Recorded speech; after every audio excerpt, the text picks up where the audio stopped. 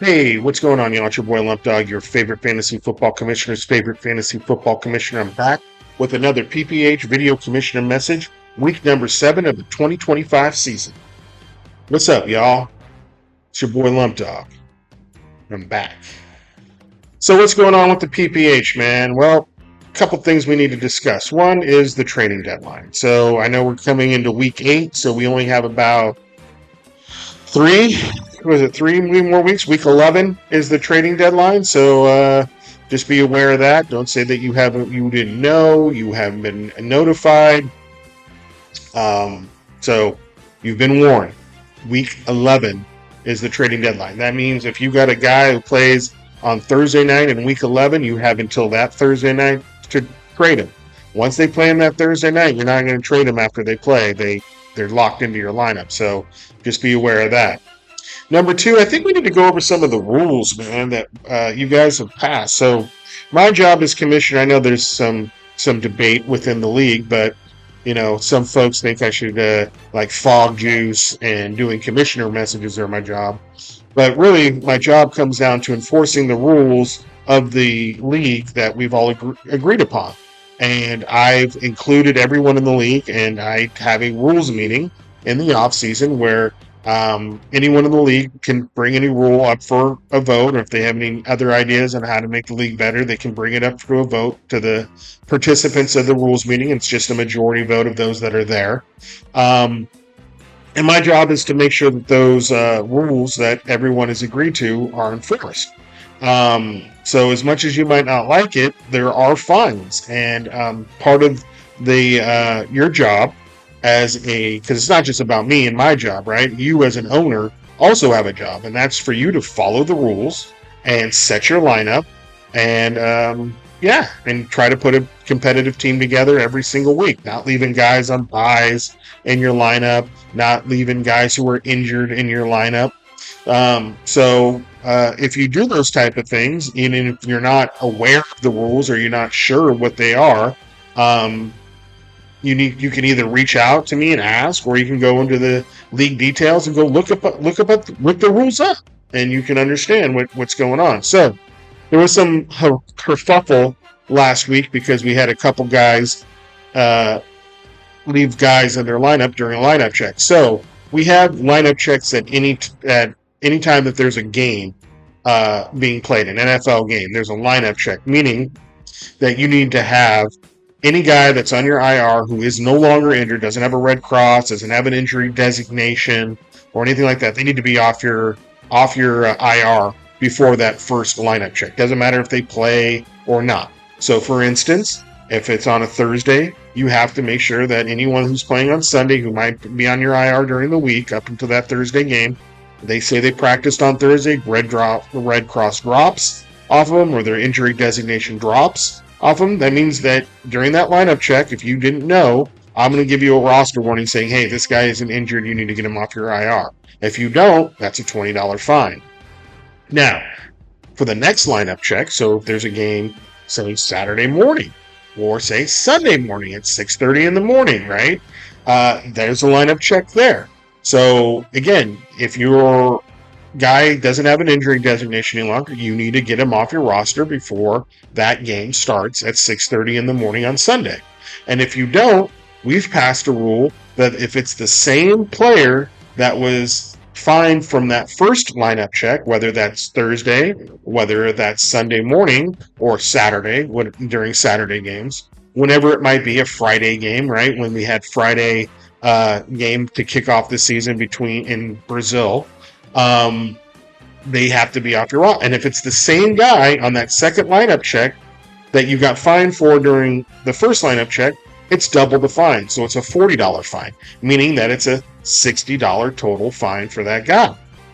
So we had a couple guys do that. They left the same guys in on Sunday afternoon. So Sunday morning, 6:30 a.m., a couple guys were on IRs, gave the roster warning, hey, get those guys off IR. They didn't, so $20 fine for them. Then we had the 10 a.m. games because we're on the West Coast. So 10 a.m. game lineup check comes, did it about 9:30ish. Hey, these guys are still on your roster. If you don't get them up, that's double fine. That's $40 each. So that's $60 for each person. That was fine. And then to make things even better, one of the guys, Jay Nash, was trying to talk shit to me on the thread, the thread, group text thread, league group thread, and snitches himself out, because we have another rule that if a guy never had an injury designation and you put them on your IR, then you're going to get fined $40. And that was what we call the Tommy rule. Well, old friend Tommy went ahead and proposed that during the rules meeting, and I think it was 21, and we passed that rule. Never been taken away, never been repealed. So during his shit talking to me, Jay Nash went ahead and let out that he had taken Kittle off his IR and put Tungus on there by mistake. I understand this was a mistake, or no, I don't know if he said a mistake, but he just said either or. It doesn't matter if it was a mistake or not. He did it, and he outed himself for doing it. I don't think he understood.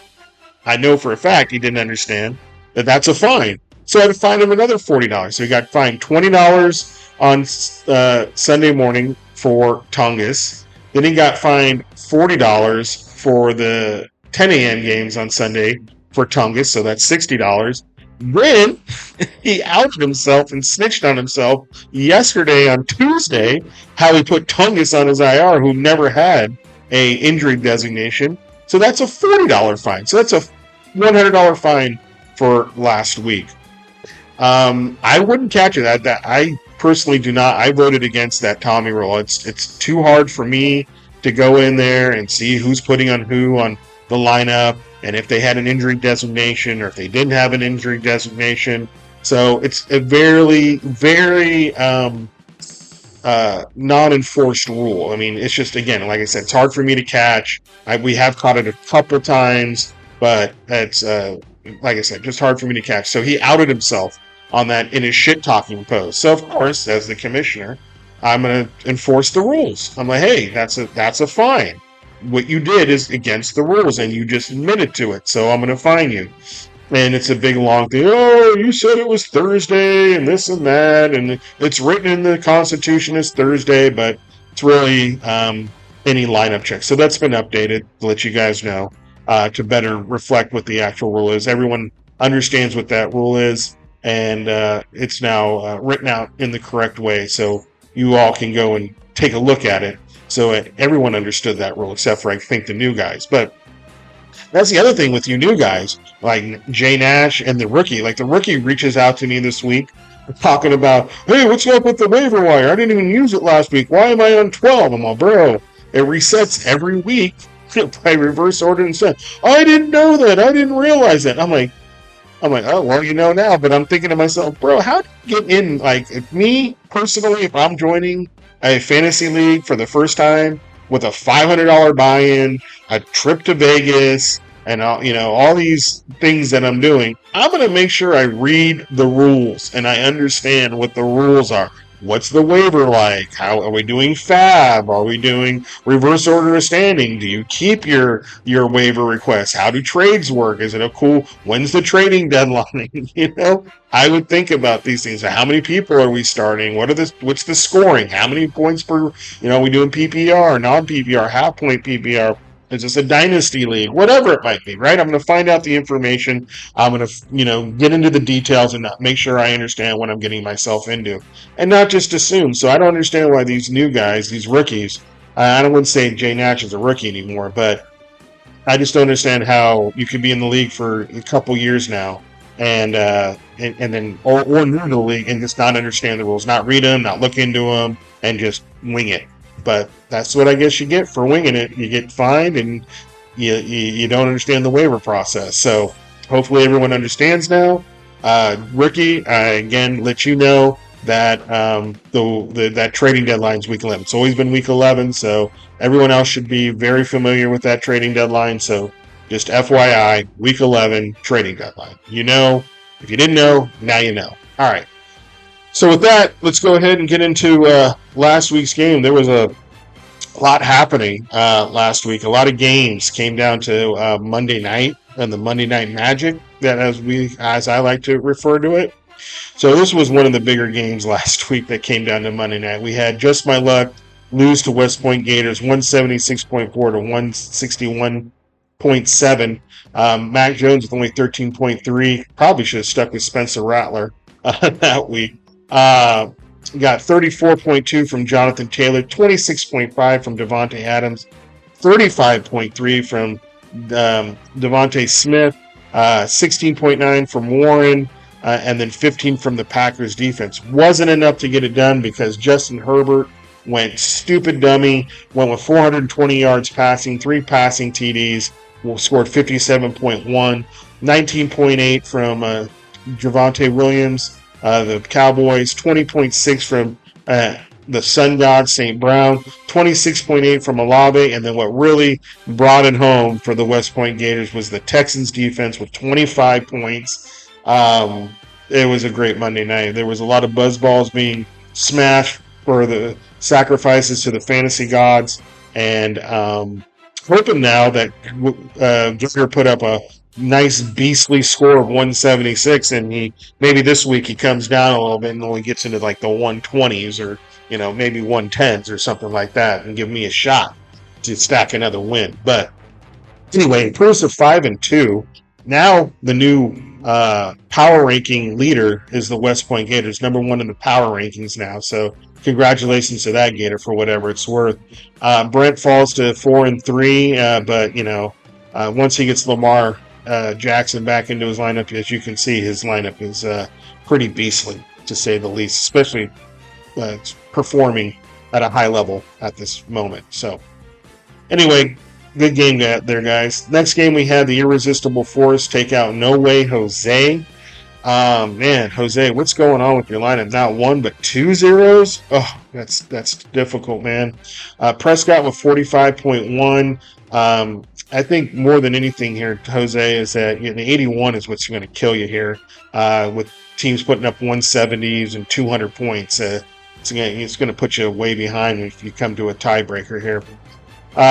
Chase Brown showed up with 13.8, and then that's really about it. 2 zeros there on from 2 guys is that's difficult to deal with. You're going to not score a lot of points there. But you know what? Conan Duck and the Irresistible Force saw your 2 zeros and said, you know what, we need a 0, and started Tutu Atwell so with a 0. Anyway, Bo Nix, big time, showed up. I mean, dude, he didn't have many points going into that fourth quarter, but just blew up completely and went ahead and scored 60.7 points. See, this is what I'm talking about. Our quarterback scoring is just absolutely ridiculous when you score 60 points like that. Anyway, Bijan Robinson, 21.2. I thought my Niners did a pretty good job on him, limiting him under 100 yards rushing, only 52 yards receiving. He was the hottest thing since sliced bread, but Niners were able to keep him in check and got the win. But 21.2 points helped Irresistible Force get the dub too. Stephon Diggs with 13.9, 16.8 from Kraft, 13.5 from Boot, and 26 from the Browns defense. Really pushed them over the edge there. Defensive touchdowns from you, and 3 interceptions, 4 sacks, racking up the points there. Gets a nice beastly score of 163.4 and gets the dub, and improves to 3-4, and No Way Jose falls to 3-4. Next game, man, was the Mollywops taking out Smoking Them 122.6 to 119.4. I mean, I hear from Mollywops, he be sliding in my DMs all the time talking about, oh, my team, I can't believe my luck, I wish I had your luck, blah, blah, blah, just crying and sniveling, and I'm like, bro, you need to believe in your squad, bro. I believe in you. You should believe in you, right? Now, you should believe in yourself more than I believe in you, but you don't. For whatever reason, I don't get why you don't. You had 52.5 from Flacco. Come on, fuckhead Flacco with 52.5. Got to be happy about that. Devon Achane, only 12.8, but that's a bad game for him. So still, 12.8 in a bad game, take that all day. Pacheco with 12.7. McCaffrey with a big fat 0. A lot of zeros so far in these last 2 matchups. But 22 from the Patriots defense ended up holding off Smoking Them and getting them the dub, and now he's game above 500. He's still complaining about his squad. I don't get it. Smoking them falls to 2-5. All of a sudden, things are starting to fall apart for our reigning champ. Just not winning. Jordan Love with only 26.1. 11 from Quentin Johnson, 20.8 from Pittman, 15.6 from Ty Johnson, and it was off a ricochet, tipped ball, which is crazy. That touchdown, 66-yard touchdown, or excuse me, 41-yard touchdown.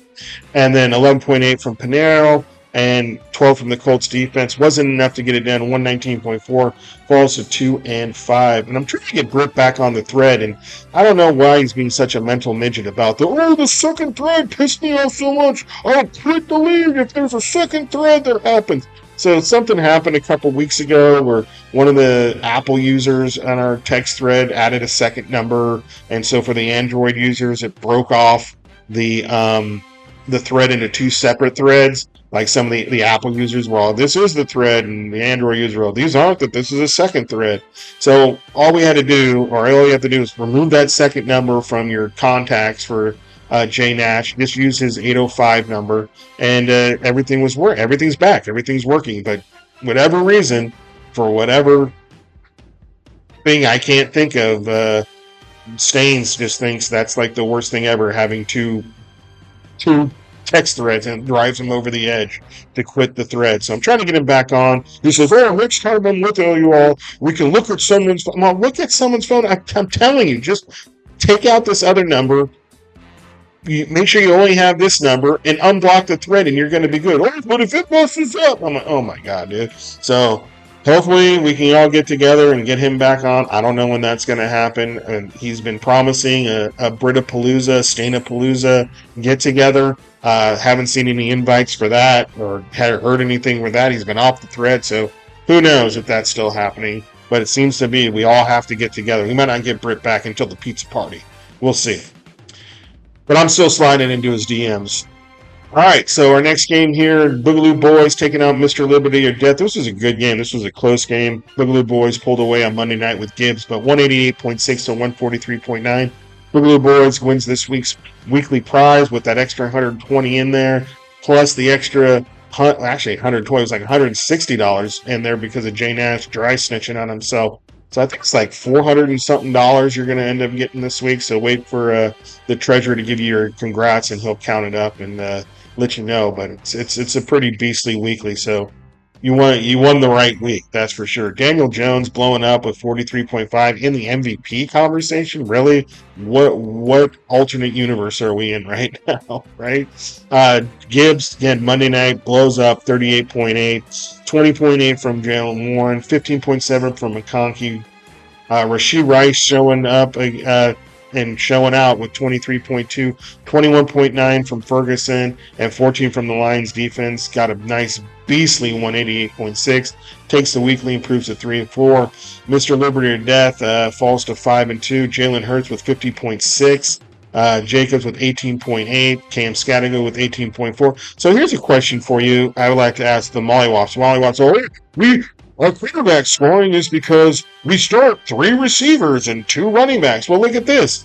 When are you ever going to get 2 25-point running backs? I mean, I guess over here it almost happened, but it didn't. I mean, it's just you're rarely ever going to get 2 running backs that equal a quarterback.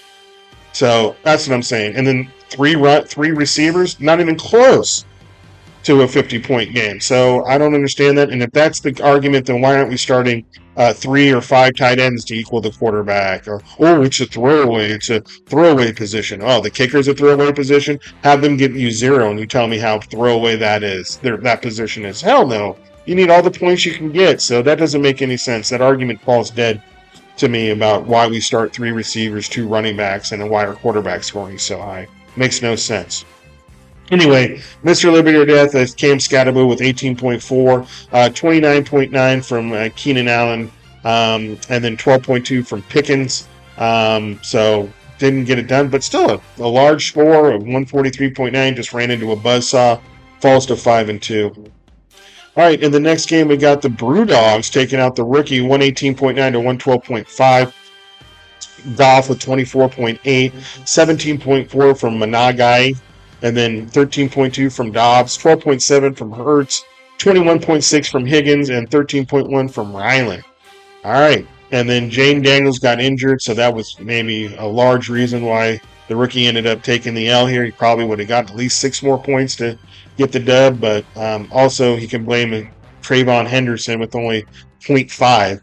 And I can't believe you're running him back out there this week, but, I guess you might not have any better options. But he's just not looking involved in the Patriots offense at all. At all. I mean, just really, really bad. So that's a tough one.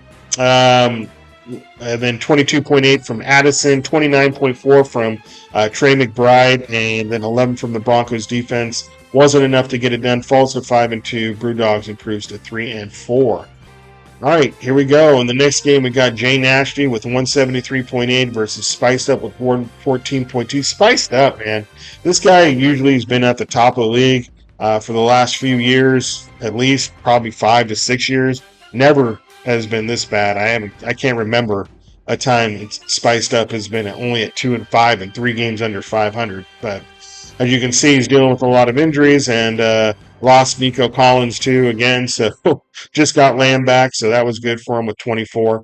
And then not really having a quarterback that he can just start week in, week out. Having to choose, Caleb this week, Justin Fields this week, Stroud that week, just not making the right call at the right time. Worked out a couple times with 2 wins, but he's getting it wrong more times than not. Travis Etienne has also fallen off a bit of late. He started off the season really hot. He's kind of fallen off. But DeAndre Swift with 21.8, as long as he can stay healthy, he should be productive. Lamb with that 24, 16.7 from Sutton, and that was it. Only 114.2, falls to 2-5. Jay Nashie with 173.8. Stafford with 5 freaking touchdowns and 48.3. I don't know how he can celebrate that as a huge Niner fan. He's really riding Stafford and the Rams. McCaffrey, beast, 40.1. 15.5 from Wandell Robinson, 18.8 from Schultz, 18.8 from Aubrey, and then 16 from the Eagles done. 173.8 is going to get it done most weeks, so gets the dub and is in first place all by himself at 6-1. I do like how Jay Nashty, just a couple weeks ago, I had told him about Terry McLaurin. He had Terry McLaurin in his lineup, and he was playing, and he didn't change him out. He was inactive and left the guy in there with a 0.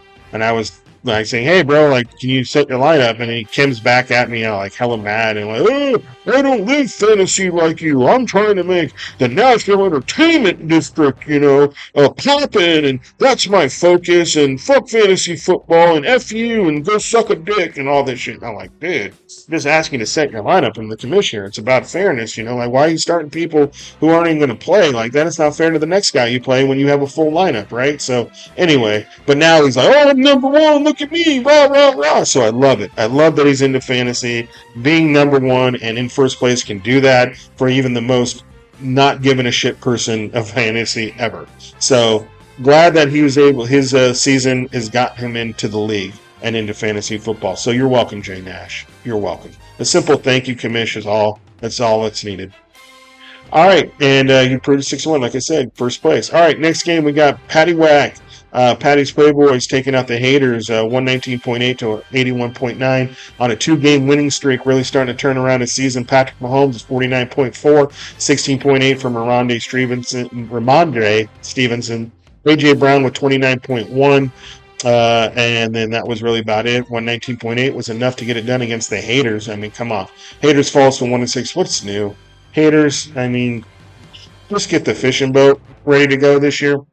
I tried to help you out early when I was 2-4 at the time to get the Wi-Fi set up, so it should be really ready to go. But it looks like you're dropping that thing into the water this week at 1-6, and really nothing going on the roster. 21.4 from Darnold, 12.1 from Pollard, and yeah, that's about it. I can't believe I tried to trade for London earlier with Tet McMillan, and he acted like it was the craziest trade ever, like I was stupid or something, and I don't know.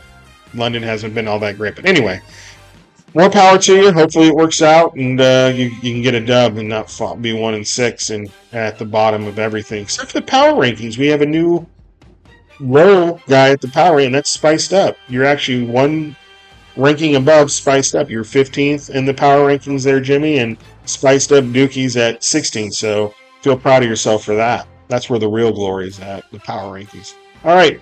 And the last game, this is probably the closest game, one of the closest games we had this week. I took out the Midnight Hammers 138.6 to 135.3. This came down to Monday night.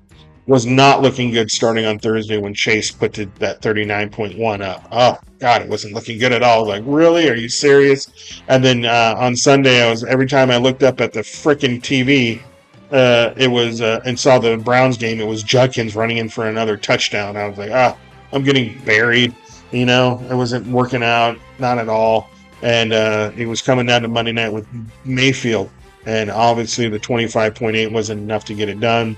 Rico Dwaddle now splitting carries didn't go off like he hadn't done the last 2 weeks, so only 10.6. I say only because the last few weeks he was scoring like in the 30s.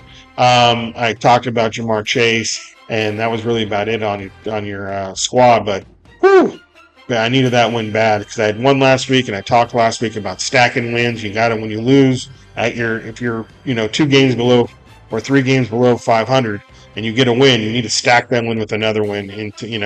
Now I'm like, okay, I'm only 1 game below 500. If I lose this week, I don't want to be 2, but if I can get this week and back to 500, that's really kind of where I want to be. Just, keep my head above water, get in the playoff race, and see what happens from there. But my squad, Drake May, been a pleasant surprise. 40.4. Really, I mean, what's funny is I drafted Penix over May and took May second, but he's been my quarterback all year until maybe this week. I don't know. We'll see. All right, Genty, big bust. Mason 11.7, Justin Jefferson 12.9. Man, I don't want to say he's a bust, but he just hasn't been producing like I would think Justin Jefferson has produced in the past. So it would be really, really nice if he could start producing like the superstar he supposedly is, because him and Jackson Smith and Jigba would really, what he's been doing would really help the roster. 13.5 from Otten. That was a tough call. He had Mayfield, so I was like, you know what, I'll just maybe start Otten, hopefully take away some points, and offset it. Sure enough, 13.5 and was enough to get it done. And then the Rams defense with 14. So, again, Monday night, it came down. It took Otten and Smith and Jigba to go ahead and pull out that win for me, which was huge. Huge, huge, huge. Big time. Needed that to keep my season alive. So, there you go. That's week 7 of the PPH. One thing I just wanted to again show you guys here. So, look at Nash is doing the same shit again. Throwing in Terry McLaurin, plays on Monday night, right? Questionable to play, so doesn't know if he's going to play or not, right? And sure enough, you'll look down his lineup. Is there anyone else playing on Monday night he could switch out? Oh, he's got Chris Moore, a wide receiver, so I guess he could go that route. I would maybe go, yeah. Oh, you put in tight end flex. Okay, you're starting the 2 tight end jumbo set. All right, wow, cool. I like it. All right, so he does have Chris Moore. I didn't see that at first, so that's good. Hopefully he'll pay attention and check lineup before they lock on Monday night and swap in Chris Moore if McLaurin's out. But we'll see. We'll see what happens. So good job though. I think you're learning, Nash. That's awesome, dude.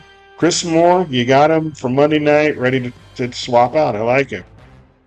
All right. Well, since the guys wanted it longer, let's go ahead and let's see what the matchups look like this week. So we'll start with mine. I'm an underdog to the West Point Gators, 128 to 121 in the expectation.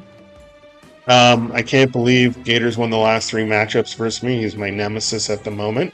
We'll see how it goes. I'm due for a win. We'll see how that goes. God, man, I didn't even notice that until just now. I've never won against Gator. Holy shit. That would be a good week to start. That would be a good week. So he's undefeated against me. Man, you own me, man. Start calling you daddy, I guess. I have Penix in there right now just because I like the matchup versus Miami versus May at home against Cleveland. Hoping Herbert obviously doesn't go stupid dummy on Thursday night. Hopefully Minnesota keeps him in check somewhat. He's got definitely got the edge here at running back. Wouldn't even matter. I feel like if I had Austin Gentry, I guess the threat of him is a little bit better, but I mean, definitely the edge to Gator there. His running backs dwarf mine for sure. The wide receivers, I don't have Jackson Smith and Jigba, but I think I have the edge here, even though I feel like Chris Olave is due for a big breakout game, and Tampa Bay isn't great, so I am a little scared of that matchup right there. That could be a big game there for Olave. We'll see what Justin Jefferson can do again on Thursday night. Got Tet going against Buffalo and Khalil Shakir. See how that plays out. I'm debating on Evan Ingram. I'm waiting to Thursday night to see if how much I'm down or up or what it might be. But I do like the matchup against Dallas. But Cade Otton didn't be proper last week.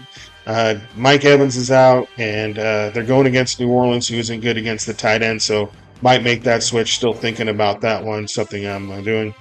Was happy there last week that Alex Pierce was still there. He's the deep threat for Indianapolis, so hopefully maybe catch a couple long ones, hopefully a deep one or two or three, and those can turn into some touchdowns. That would be great to happen this week, but went ahead and picked him up last week in preparation. And then kickers, throw those out, who cares? And then even though they could come down to the why you win or lose. So, and then I had the Rams D on a bye, so thought the Bears, but Lamar's back. We'll see what they can do. I don't know. Texans against the Niners. I was actually looking at them a couple weeks ago. Just couldn't find the space on my roster to keep two defenses. Even though I should have probably dropped the Rams for them because they scored 25 last week and the Rams only got I think 14. So that'd have been nice. But anyway, that could be a good matchup, especially with the Niners offensive line and how crappy it can be at times. But we'll see how that goes. We'll see if I can pull out another win or not. My passing ranking there's third. My running backs suck. Ashton Jenkins just killed me there. And then receiving rank, doing pretty well there. And then defense at the beginning of the season had a couple bad spots, so it kind of moved up in the rankings there. So hopefully we'll see how that goes. All right, and then Patty's Playboys versus Jay Nasty. It looks like Jay Nasty is the favorite. Patty's number one in passing, 16th and last in rushing, 8th in receiving, so right there in the middle of the pack. Jay Nash is 7th in passing, 2nd in rushing, and 15th in receiving, 2nd to last in receiving. And then Jay Nash with the 12th hardest schedule, and then, man, Patty, 2nd easiest schedule, and then you only gotten 2 wins out of it. So that's got to be a little disconcerting. Anyway, Jay Nash is leading the series 1-0. We got Patrick Mahomes versus Andy Dalton. We know who has the edge there. Christian McCaffrey, Rashard Weiss versus Kamara and Jones. Yep, we know there. Receiving core here could be either or, you know what I mean? And Wendell Robinson is not a big name, not great, but he catches a lot of short passes and racks up those PPR points, just depending on if he gets into the end zone. A.J. Brown has been showing up. At least last week he did. So, but he's a superstar and you can never count him out. The Mark Andrews and Kittle versus Freiermuth and Ramondre Stevenson, somewhat even there. We'll see if I think this is chasing points though. Pat Freiermuth might not. I don't know. It's hard to change. I mean, they have Jonnu Smith too. So who gets the targets this week? And then defense, Eagles and Bills. As you can see, Jay Nasty is the favorite. He can move to 7-1, but Patty Playboys definitely needs a win and get back and get to 2 games under 500, and so he can get to 3-5. So good matchup there as well. We'll see how that plays out. Mr. Liberty and Death. Mr. Liberty or Death versus Smoking Them. Guru's got the Mr. Liberty or Death gassed up first in schedule difficulty. Number 1 schedule difficulty at 5-2. this is why I feel like he might probably be the best team overall.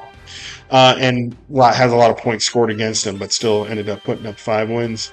8th in passing, 4th in rushing, 4th in receiving, and 9th, tied for 9th in defense. Smoking them, 11th in passing, 6th in rushing, 13th in receiving, and 12th in defense. So not good ratings there. Lost 3 in a row. Pretty big losing streak there going on with smoking them. I would say that this kind of matches up with him getting off the thread since he dropped the thread, blocked it. So I think that might have something to do with it. The gods punishing him for doing that to us. Anyway, we got Jalen Hurts versus Jordan Love. I think we all like Jalen Hurts better. Josh Jacobs and Cam Scatterbo versus Chuba and Rashard Smith. I think we know who we like there. We got Pittman and Quentin Johnson versus Keenan Allen and Jalen Waddle. God, it's so funny. Like, all these guys have been pretty productive, especially Keenan. Keenan Allen's been productive. Michael Pittman's been productive. Quentin Johnson was productive in the beginning of the season. And Jalen Waddle could be productive if they can get the ball. It just wasn't last week. So, kind of even matchup there. Got Taysom Hill versus Theo Johnson. Watch this be Taysom Hill's like 3 touchdown game. Watch. Could happen. Metcalf versus Pickens. That's pretty even too. I would almost say maybe Pickens has the edge there just because Surtain will probably be on Lamb, so he'll get the off coverage, and they will probably focus on Metcalf as the receiving threat there. Green Bay will. And then the defenses. I don't know about the Jets defense against Cincinnati. We'll see how that goes. The Colts defense has been pretty good. Maybe give obviously the edge to Staines, but he needs a win bad. If he loses 4 in a row, he's pretty much out of the playoff picture. Well, he'll be out of the playoff picture. He is now out of the playoff picture, but he'll be further out if he loses a 4th in a row. But got his work cut out for him. We'll see what happens there. All right, and this stupid ad is messing up. All right, in the next game, we're going to have Brewdogs versus the Irresistible Force. Wow, Irresistible Force favored in this one, 132 to 110. Passing rank dead second to last, 7th in rushing, 14th in receiving, and 6th. So really only in the middle rank with rushing and defense, and near the bottom of receiving and passing. That's a tough spot to be and hard to stack wins, but he did get a win last week, so put up a good score doing it. Brewdogs, 14th in schedule difficulty, 9th in passing, 11th. Again, near the bottom of the league in rushing, receiving, and defense. Passing right in the middle. Going to be tough, if you can't get a top, 5 place in at least one of those categories. So we got Bo Nix versus Spencer Rattler. I guess we'll take Nix on that. Cook and Crocky and Bill versus Bijan and Tyler. Wow, going with the same backfield. That's crazy. So, almost take the Bijan because he's just by himself. Could be better than both those guys. Stephon Diggs, Romeo Doubs, Xavier, and Troy Franklin. I'd be scared of this matchup right here, Troy Franklin. If I was their boy, Dallas's pass defense has not been good, and it's combo guy for Bo Nix, so might find him catching a touchdown or 2 there. Ertz versus Tucker. Take Tucker on that one. Higgins versus Booty. Probably Higgins there because Sauce will probably be on Chase. So he'll get the off coverage and probably get some more one-on-ones. And then Browns defense is with the Commanders, obviously the Browns. They're difficult. So, yeah, it looks like both teams are 3-4. Both teams trying to get to 500. I think probably Cone and Duck are going to probably get it done here, as the Guru is predicting.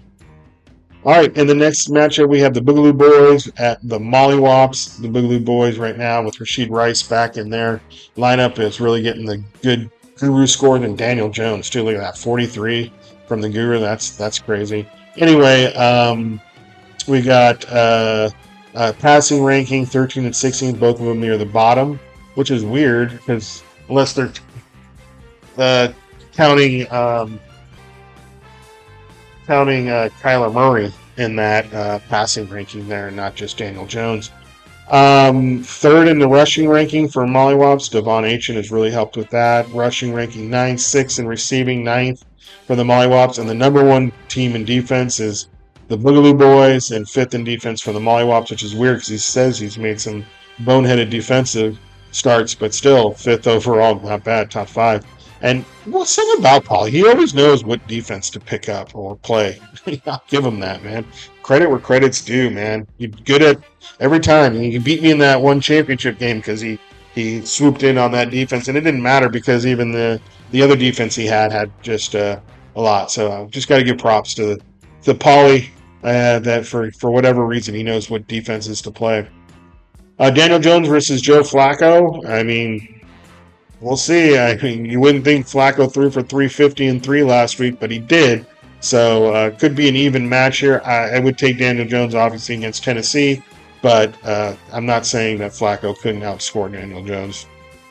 Warren and Vidal versus Aitchen and Pacheco. I'm going to go with Aitchen and Pacheco just because Aitchen is just such a weapon. They throw him, they run it. You know, he's like he is the offense in Miami. So Rashee Rice and McConkey versus Adunze and Golden. I'm going to take the Rashee Rice and McConkey, obviously. Goddard and Jake Ferguson. That's a good matchup. See which one shows up. I guess Ferguson has the tougher matchup against the Broncos, but Goddard against the Giants. I think he scored 2 touchdowns last time they played, so that could be scary too. We'll see if that evens out at all. Oh, wow. He's going. The Mollywops got a 2 tight end jumbo set there with Noah Fant as well. Wow. I guess he wanted to go with some sort of combo with Flacco, so he went with Fant. All right. All right, against Marvin Mims, I don't know. I'd be scared of Marvin Mims too, man, against that Dallas D. He could catch a couple big ones as well, so give the edge there to Pauly. And then Bengals D versus the Patriots D. Well, we are putting Pauly to the test in his in his defensive start. So we'll see if he can see if the Bengals defense actually shows up. One of the worst defenses in the NFL, but we'll see if they show up. Probably will, knowing him. And then again, the Patriots defense against the Cleveland Browns could be pretty good too. So that's a good matchup. We'll see who wins. They're 4-3 and 3-4. So one's trying to get to 500, and Mollywops trying to get to 2 games above 500. So should be a good one. We'll see who wins that one. Haters versus Spiced Up. This is the Ship Bowl here. We've got the 1-6 team against the 2-5 team. Duke with the 3rd hardest schedule, so that's tough. 14th in pass ranking, 10th in rushing ranking, 10th in receiving, and 7th in defense. Look at the Haters, 4th in pass ranking, 12th in rushing, 12th in receiving, and 2nd in defense. Hasn't really, but he's favored, bro. I think it's the first time he's favored all year. I'm not sure. I haven't tell you. Spice Up leads the series 19-9 and 1, so that's good. Spice Up's on the last 2 matchups. We got Caleb versus Josh Allen. Obviously, we take Josh Allen there. DeAndre Swift and Devin Neal versus Dobbins and Pollard. Oh, geez, that's a shit show of running backs. You don't know what when to probably take Jimmy's running backs because Devin Neal, you just don't know what he's going to do. Could be Jonas Gray though. Never know. London and Bourne versus Sutton and CD. I'll take Sutton and CD, even if Surtain is on them. See how that goes, though. Could end up be his worst game of the year, but I still, I don't see him going 20, but I also don't see him going 0. So he'll be in somewhere in between there. And then Sutton against the Dallas defense too. He could have his 2 touchdown breakout game this week as well. Kyle Pitts versus Hannaford Jr. I'm going to go with Pitts because against the weaker defense. And then, we got, even though they're my Niners, their defense has just not been good for fantasy, not a lot of pressure. Bryce Huff is out for a couple weeks, so I take the Chiefs defense there. Should be a good game. Again, it's pretty close per the guru, and loser is going to be in last place. Both on big losing streaks, lost 3 in a row, lost 4 in a row. So let's see who can break the fever and actually get the win. All right, second to last game here, Just My Luck versus the Midnight Hammers. We got Midnight Hammers 6th in passing, 5th in rushing, 1st in receiving. and last in defense. And then Just My Luck with 10th in passing, first in rushing, second in receiving. Wow, first and second in rushing, receiving, and then 13th for New Man. If he gets into the passing rank up in here, improves that into at least the top half of it, could be looking at another championship here for Just My Luck. Good. This is going to be a good matchup, though. This is going to go so even matchup with Lamar and Baker. I think Baker's going to bounce back from last week's shitty game. Lamar might have a little rust on him after being out so long, so we'll see how he bounces back. Taylor and Chubb versus Henry and Quinton Junkins. Dude, I would. And Taylor versus Tennessee could be outscore both these guys, but I do like this group better than this group, so I'm going to go with this group. So, not saying that Taylor can't carry him, but I don't see Chubb doing much against the Niners. Jamar Chase and Ibuka versus Devontae Smith and Debo. Going to go with Jamar and Ibuka. Taylor versus Hunter Henry. Obviously, Tyler. Rico versus Sterling. Take Rico. And defenses there. Packers versus Bucks. I'll take actually the Packers defense, but see how it plays out. Should be a good game.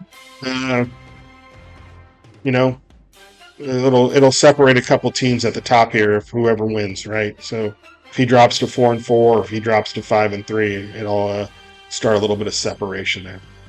All right, in the last game, we got the rookies versus the No Way Jose's. We got Jose, second in passing, 13 in rushing, 16th in receiving, 8th in defense. Rookie, 12th in passing, 15th in rushing, 7th in receiving, and 3rd in defense. Wow, 3rd in defense. Pretty good. Close game here.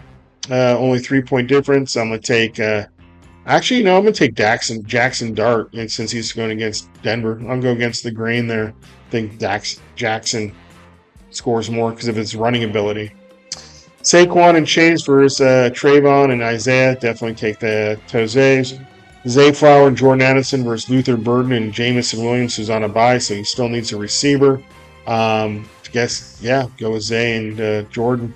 Shamiga Okunka versus Juwan Johnson. Obviously, Juwan, he got 0 last week. I don't know how you stay and stick with him, but maybe you know something I don't, or you're just going to hopefully breaks out. Kareem Hunt versus Darnell Mooney. I like Darnell Mooney, definitely, against Miami. And then we got the Falcons D versus the Broncos D. I'm going to go with the Falcons D because they're against Miami. And Broncos are against Denver or Dallas. And Dallas will at least score and move the ball. So there you go. That was everything. So those are the matchups for last week and the matchups for this week. And then I think I was supposed to... there was a request made for me to thank Trump, and fuck no, I'm not thanking Trump. Fuck Trump. Seriously, fuck Donald Trump. Suck a dick, right? Probably get me canceled off YouTube for saying that, but yeah, I ain't ever gonna thank him for anything. No, I'm not one of those guys that are the crazy ones who can't thank Trump for when he does something well, like the hostage deal and getting those hostages out. Great, thank you, Trump. We appreciate that. Good job. Say you're a good job. Hey, you know what? Operation Warp Speed, getting that vaccine done in record time with new technology. Awesome job, dude. Good. You did great. Yay, Trump. And then, the First Step Act in his first administration, too, helping people getting out of prison and getting back into normal life. So awesome job. Thank you, Trump. I'll do that. But all in all, when you take it as a whole, right, you're like, oh, okay, I like these little pieces. They're really small slivers compared to the rest of the pie that I hate. So, fuck Trump. I ain't thanking him. Other than the few things I just did. So, I hope that helps the league and satisfy the needs for a longer and game breakdown and thanking Trump. So, I did thank him for the few things I felt he's done a good job on. But all in all, fuck Trump. So, there you go. All right, y'all. Lump Dogs out. Talk to y'all next week. Peace.